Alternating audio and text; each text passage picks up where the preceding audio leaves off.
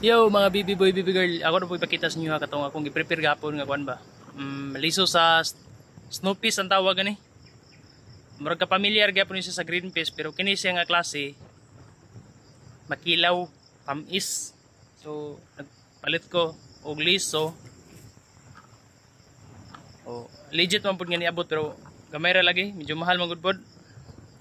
So akong gihumulan halos 12 hours sobra gid na akong nagihumulan ning kuan. Kining yang sidling kay para mahumok kay pertim ning gahiya. Ang uban ani pwede gini initan og tubig dali lang pod. Tanawan.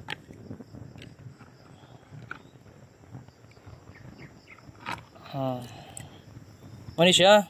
So makita ninyo nang crack na siya So meaning ready na siya itanom. Di na nato ni siya pwede pasubrahan og humol kay basig diri pa lang sa kabo. Maturok na munga na wala na tayo mapugas kay gusto mo tanuman ni daghan kini sa online ang kuan ani pero timing ra kay katong link nga akong napalitan legit gid siya ay naampo ko gipalit pud nga green peas gito siya tong daghan-daghan to kumpara aning Snoopy's kini Snoopy's man gud kay naginuton ra kaayo mahal man gud ang sidling. So ato ni padaghanon. Nya tabangi ko niyo kaon inig mamunga na ha. Kini siya nga klase nga kini kini.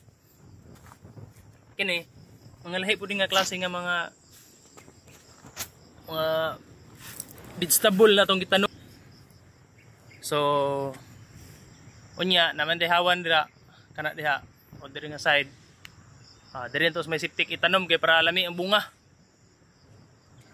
Adi hawan man na dia sprayhan man na. So ato nang pugas ramdaghan. So maro na tong may pulos video mga baby boy ug baby girl.